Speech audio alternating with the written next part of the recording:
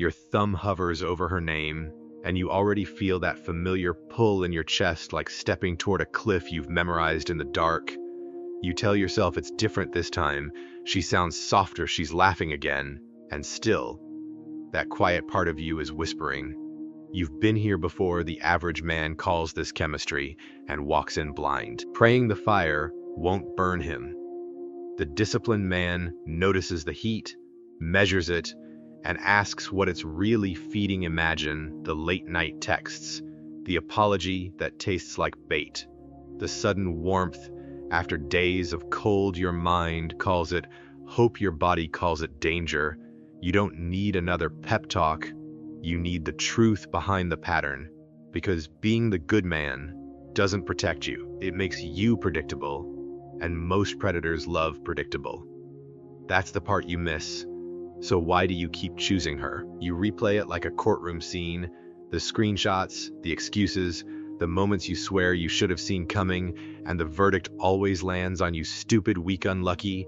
But you're not stupid. You saw the red flags and still walked forward. You're not weak. You held the line everywhere else in life, then collapsed only when she pulled the right string. And this isn't bad luck. Bad luck is random. This is a pattern with your name stamped on it. You thought intelligence would save you, so you analyzed her. It didn't. You thought discipline would save you, so you went cold, then cracked. It didn't. You thought starting over would save you, so you replaced her. It didn't. Not even close. The average man keeps arguing with the surface, blaming the last woman, then the next, then the next. Like changing the mask will change the monster. The disciplined man looks at the repetition and asks what it's costing him, because every time you circle back, you don't just lose a weekend, you lose momentum, you lose focus, you lose respect for your own judgment. Imagine your future self watching you type that hey again, feeling the same stomach drop, knowing you're trading another month of progress for a hit of familiar chaos that's not standing still, that's paying interest on a debt you didn't agree to. And the scariest part is how normal it starts to feel. The problem isn't her, the problem is what you haven't met yet inside yourself. You keep telling yourself the fix is higher standards, sharper boundaries, better game. That advice lives in daylight. Your problem lives underground. The forbidden truth: you are not choosing these women, your unconscious is choosing them, then handing your conscious mind a clean story to justify the mess. The average man keeps polishing his rules and wondering why the same chaos keeps getting in. The disciplined man stops bargaining with symptoms and starts tracking the hidden hand behind his cravings. Freud named the loop repetition compulsion in Beyond the Pleasure Principle. The idea is brutal. You repeat what hurts, not because you enjoy pain, but because a buried part of you keeps trying to rewrite an old wound by recreating it.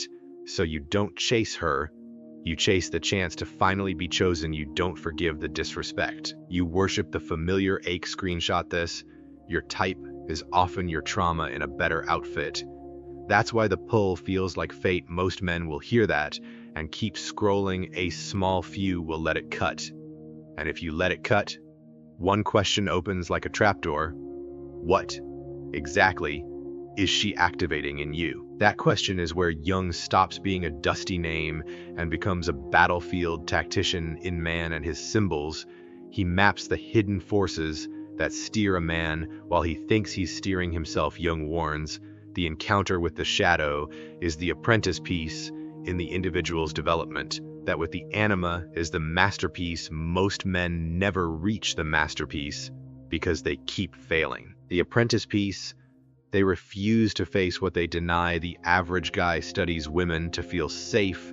The disciplined man studies his own psyche to become dangerous, in control. Jung's anima is your inner image of the feminine, a bundle of moods, longings, and unfinished love living in the unconscious. When you don't know it's there, you project it onto her. Then chase your own reflection like it's destiny, and the first place that projection hides is somewhere you'd never think to look first. The first place it hides isn't in her texts, it hides in your history. Your earliest lessons about the feminine don't evaporate, they harden. A mother who is Warm one day and distant the next, a first crush who laughs with you. Then humiliates you, a first girlfriend who rewards you when you chase and punishes you when you rest your mind, calls these memories your nervous system, files them as instructions. The average man treats each woman like a new roll of dice. He blames luck, timing, the dating scene, her ex, his ex. Anything except the pattern. The self-aware man notices something colder. He keeps meeting the same woman in a different body because he built a template years ago, and he keeps selecting for it. Imagine you're 9. The person who is supposed to be safe is unpredictable. Sometimes affection feels effortless. Sometimes you're ignored for reasons you can't understand, so you learn to monitor, you learn to soothe, you learn to perform, you learn to become good. So the mood in the room doesn't turn lethal. That skill saves you then, but it curses you later. Fast forward years, you meet a woman who feels electric, not peaceful electric. She's inconsistent, hard to read, intensely warm in flashes. Your chest tightens, your focus narrows. Your thoughts start orbiting her. You call it chemistry. Your body recognizes it as home. Even if home was chaos, that is why calm women can feel boring to you at first. They don't match the blueprint. It's not just a thought. It's your pulse, your stomach, the way you check your phone like a guard checking the gate when she goes cold. You don't feel disappointed. You feel hunted when she goes warm. Relief hits like a drug, and you mistake withdrawal ending for love arriving. Each cycle trains you to chase harder, tolerate more, abandon yourself faster, and the price isn't pain alone, it's time, focus, and the man you could have built in silence. Here is the power move. You stop asking, why is she like this? And you start asking, why does this feel familiar? Because the template isn't romance, it's regulation. It's your nervous system trying to recreate the first battlefield so you can finally win it. Screenshot this line and keep it. You didn't fall in love with her, you fell in love with the familiar. And once you see that, you stop chasing women, you start chasing the missing part of yourself. The template is guarding the layer, isn't emotional, it's a projection wearing perfume that makes a stranger feel like destiny. Overnight drop template. In the comments if you've ever felt this too. That template doesn't just pick chaos, it picks an image, a face that your mind can use as a screen for everything you refuse to feel alone. Tenderness, wonder, grief, devotion, even the hunger to be held without earning it. This is the anima trap. When you haven't met your inner feminine, you don't meet women, you meet your own unconscious, wearing their voice in man and his symbols. Jung calls the anima a personification of all feminine psychological tendencies in a man's psyche, not a girlfriend, not a soulmate, a psychic function.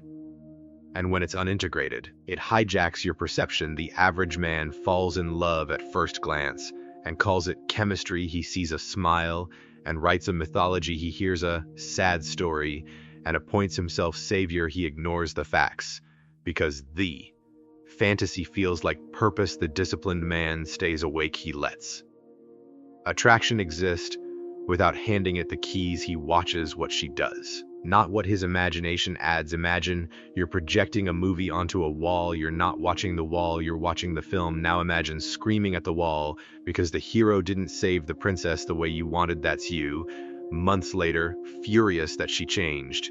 When the truth is uglier, the film was always yours, the wall was just convenient. And notice how fast it happens. 3 conversations and you're planning a future. 1 intimate confession and you're loyal to a person you barely know. You start explaining away disrespect as trauma, volatility as passion, manipulation as misunderstood. The average man calls this empathy. The disciplined man calls it self-abandonment. He slows the timeline, tests reality, and lets consistency earn access before he risks anything. This is why the crash feels like betrayal on a spiritual level. You didn't lose a woman, you lost an internal altar. Your mind built a goddess out of fragments, your unmet needs, your unlived emotions, your buried softness, and you offered it to a real human being, then demanded she carry the weight nobody can, so she fails the role. And you call her cruel, unstable, cold, or not who I thought she was. She was never who you thought you were. Screenshot this and keep it. The goddess he's chasing doesn't exist outside of him. She never did. When you integrate, you stop worshiping women to access your own depth. You integrate it. You give yourself what you kept outsourcing. You become harder to hypnotize because you no longer confuse mystery with meaning. But even once you see the projection, there's a force underneath it that keeps the cycle running, and it's far darker. Drop projection in the comments if this just rewired something. That darker force is the part of you you've been training to look civilized. You pride yourself on being the good man, controlled, rational, unbothered. You swallow anger, mute envy, ignore your hunger, and call it maturity. But what you bury doesn't die, it waits charged. Jung puts it clean. Everyone carries a shadow, and the less it is embodied in the individual's conscious life, the blacker and denser it is. He's describing an energy economy. Whatever you refuse to live consciously comes back as fascination. The average guy calls that fascination. Passion, he says. She's toxic, but I can't help it.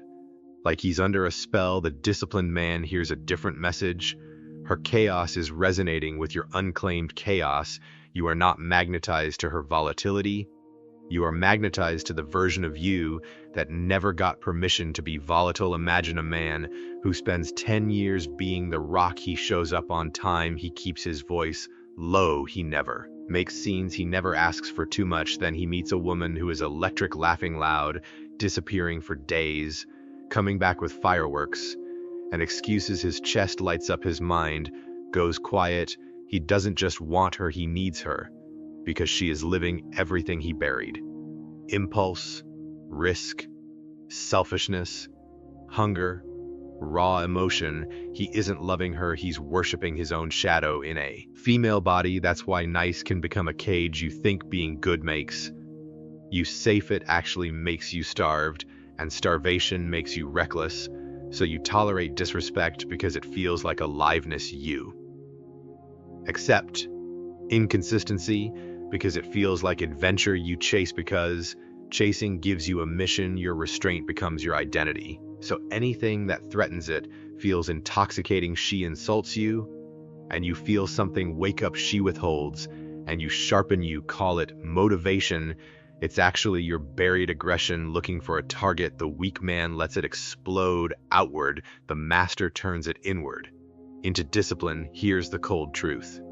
The most dangerous women aren't the ones who lie to you, they're the ones who show you what you've been hiding from yourself. When you integrate the shadow, the magnetism weakens, not because you become numb, but because you become whole. You can feel intensity without mistaking it for intimacy. You can see danger without calling it depth. You stop needing a woman to access your own darkness. But now, here's where it's truly brutal, because the shadow alone doesn't explain why you go back. There is a mechanism underneath that makes repetition feel like destiny. Drop shadow in the comments if you've been drawn to the chaos and called it love, repetition, compulsion, and the illusion of almost healing. That mechanism underneath is not romance, it's a compulsion that wears romance like camouflage. Freud called it repetition compulsion. In Beyond the Pleasure Principle, the mind repeats a painful pattern because some unconscious part believes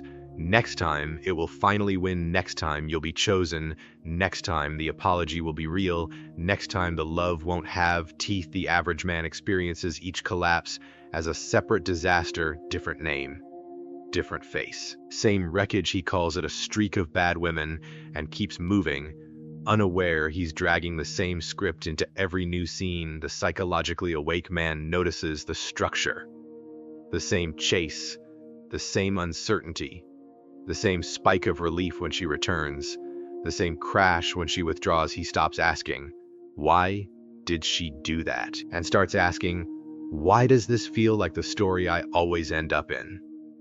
Imagine writing a letter every year to someone who never writes back. The first letter is hopeful, The second is smarter, the third is tougher.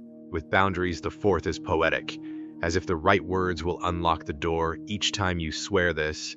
Version will do it, but the letter isn't the problem, the address is and. You keep sending your heart to the same address because your unconscious is trying to force a different ending onto an old wound, so you go back, you. Just check in, you accept the late night reach out you take the bait of, warmth after cold. Because your nervous system interprets that warmth as proof you're finally winning. You're not winning, you're rehearsing. It rewards you at first. The chase gives you purpose, the uncertainty sharpens you. You think you're becoming stronger, but you're becoming more programmable. Praise, withdrawal. Return, a lever, a button, a chain hidden beneath romance itself. Here's the line you need burned into your skull. He's not addicted to her, he's addicted to the almost being chosen. The almost being enough, that's why the relationship feels like training it.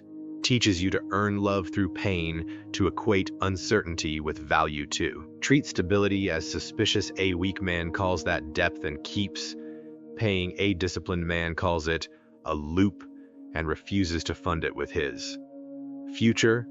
And the most brutal part, every time you restart the cycle, you don't only lose her, you lose yourself twice. Once when you chase, and again when you pretend you didn't know. Drop loop in the comments if you've restarted the same story with a new person. Because once you name the loop, you can break it, but breaking it requires something older, harder, and far more precise. Breaking it isn't a new rule, it's a new you. Jung's exit is individuation. The slow, brutal process of dragging the shadow and the anima out of the basement and into daylight, until they stop owning you from behind the wall. This isn't heal your inner child softness, it's psychological warfare turned inward. You stop hunting for a woman to complete you, and you start completing the parts of you that keep begging to be completed. The average man waits for the right woman to finally feel whole. He treats love like a missing organ, so he negotiates with disrespect.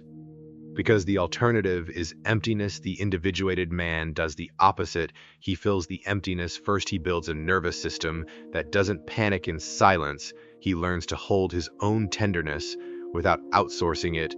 Then he chooses a woman from abundance, not desperation. This is what integration looks like in real life. You notice your shadow before it erupts, the anger, the possessiveness, the hunger to control, the craving to be picked. You name it, you channel it, you turn it into discipline instead of drama.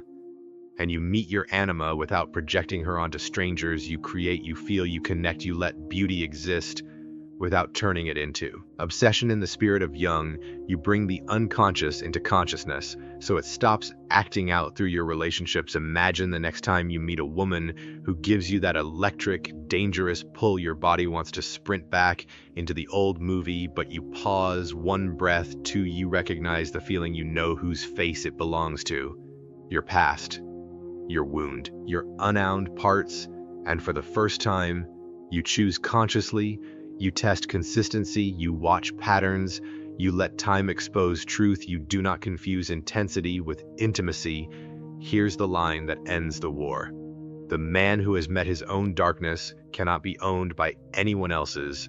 When you walk this path, you become harder to manipulate. Because you're no longer starving, you don't need chaos to feel alive. You don't need distance to feel desire. You don't need a goddess.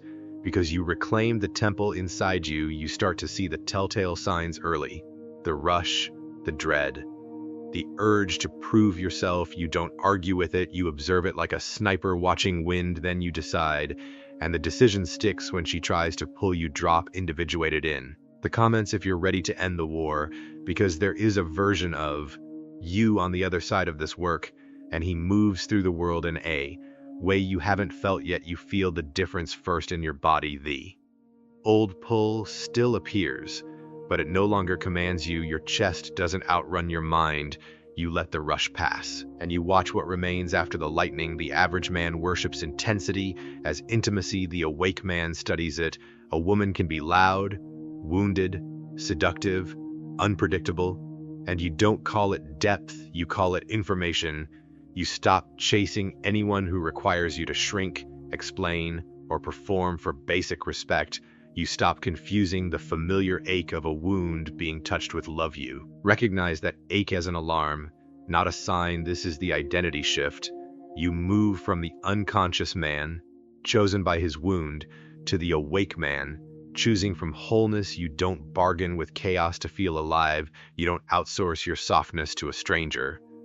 Then resent her for carrying it wrong. You hold your own center, quiet, cold, stable, a fortress that doesn't beg the storm to prove it's strong. You move slower, you speak less, you test consistency, not promises. You wait. Almost no men reach this, not because it's impossible, but because it requires facing what most men would rather project onto a woman for the rest of their lives: their need, their rage, their emptiness, their shadow. And when her name lights up your phone again, the question returns from the start: so why do you keep choosing her? You choose yourself. You don't need another explanation. You need a move. Here it is.